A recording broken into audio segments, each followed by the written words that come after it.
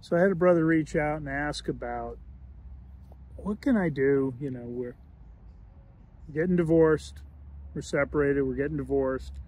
She's moved on, but she's still mean and spiteful. Tells me she's still hurting. She's still scared. And that she knows it affects him. Did he expect her to change after they got divorced? You know, she got what she wanted. Why isn't she happy? That's the other way that we hear that question. Yeah, that's the other way. And my question to that is, did she really get what she wanted?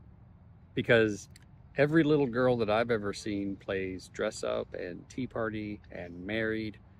I've never seen one that plays separated and divorced. One that says, oh, good, now let's do the part where we fight about everything and we co-parent. And Ken gets kicked out and Barbie keeps the Corvette. Right? Yeah.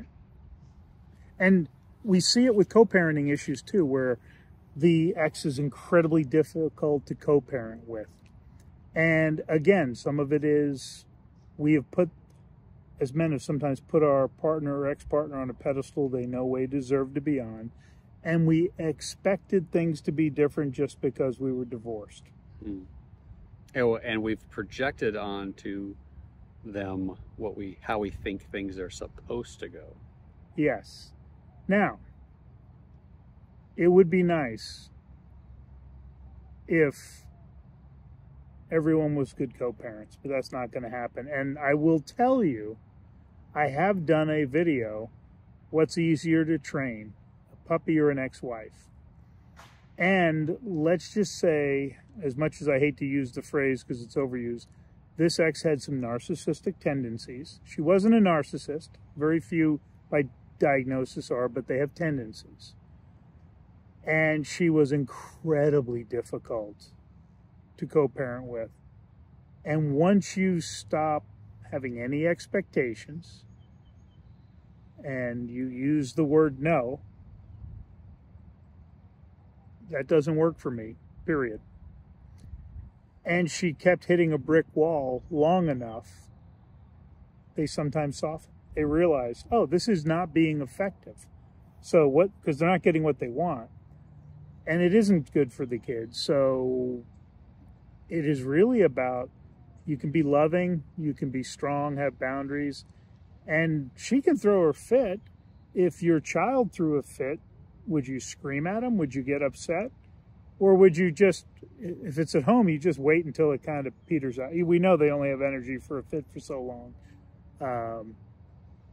But there's nothing you can do if she chooses to be spiteful, to be mean, except not take it personal. Because it's really her lashing out because of her pain, her issues. And if she does have some diagnosed or undiagnosed issues that aren't being maintained, again, you know it's not personal. Why would you let that make you feel any different about yourself?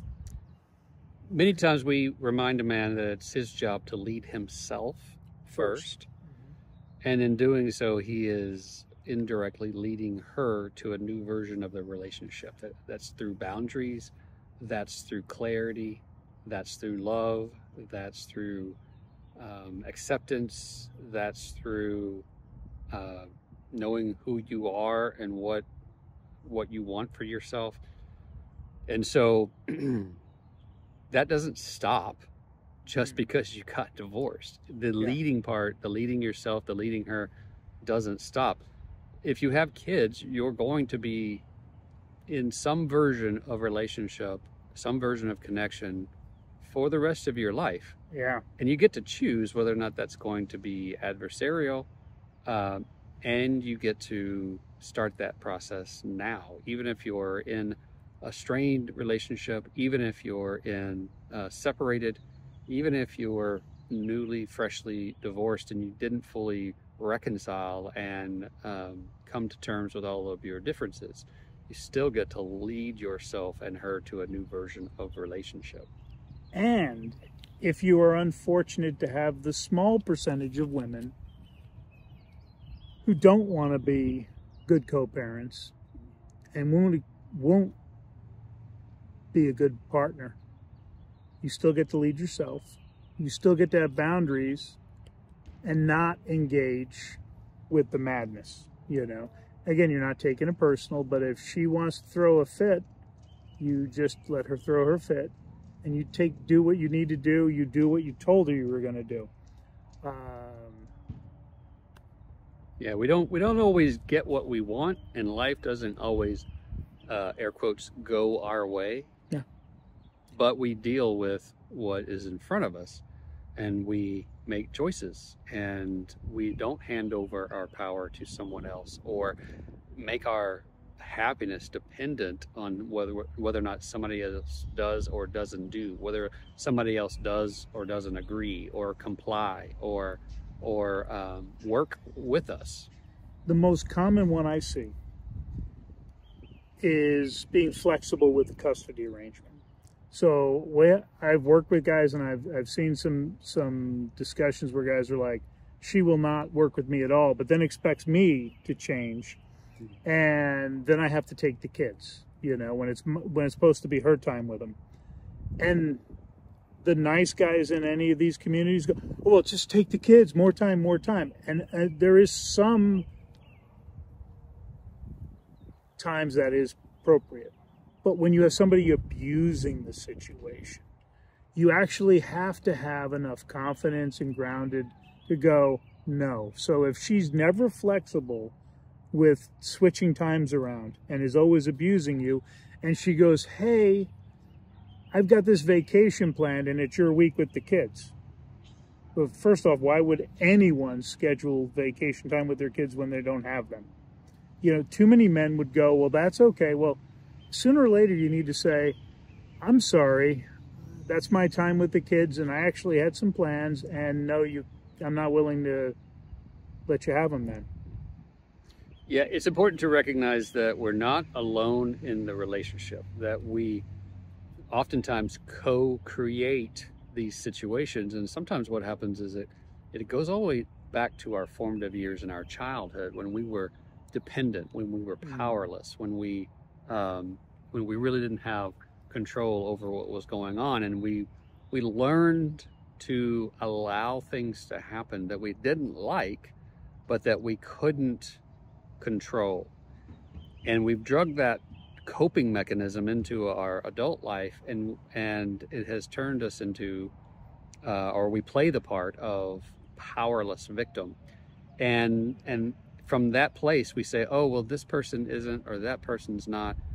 But we're co-creating this. We're in some instances, we're allowing things to happen because it's more, it's uncomfortable to say no. It's uncomfortable to set boundaries. It's uncomfortable to do something differently than what we've been doing. Yeah, and because there's been enough history, she knows if she throws a big enough fit and causes you enough discomfort, you'll cave. This pattern will continue to repeat until the day you decide, you know what, no more. And you can say no and be loving. It isn't a no, go to hell. It's no, that's my time with the kids. I actually had plans. We're going to do something fun that weekend. I wish you would have talked to me before you booked the trip. And you don't need to state the obvious. Why would you book a trip when you don't have the kids? You know? But I see this coming up all the time, and the men are afraid to say no. A lot of times, all we have to do is say, well, one, just say no, but we also can say, I have previous commitments, right? I already have something booked, right? We don't have to explain it. We have to go into detail. We don't need to try to negotiate that in that moment. We just say, no, I've already made plans. And again, they'll throw a fit. They will use every trick and technique they know that has worked in the past. And until you have retrained and taught them that you're going to respond differently and no longer react, you know, eventually they will adjust their behavior patterns. Now, how long will that take? Because I've had that question asked. And my response is this: well, I don't know. Depends on how stubborn the other person is. It takes as long as it takes. Exactly. And it's not going to happen until it happens. So why get upset and put a timeline on it? Just do what's right by you. Live by your values. Don't be afraid to say no. And you can be loving and say no. And eventually they'll figure out, okay, I can't push them around anymore. And then they will actually be a better partner long term. And you will both be better served by it. And they'll respect you and you'll respect yourself. So if you want to have a discussion about this, you're experiencing this problem and you're at your wit's end, there's a link below. Reach out to us, and plain and simple, we'll help you with this. We're not going to tell you what to do. I'm not going to say, well, if she does this, do that. But we're going to have a conversation. And we're going to look at maybe a new way of looking at things to help you level up and lead yourself and maybe then her to some better behavior. All right, brothers, love you. Have a great week.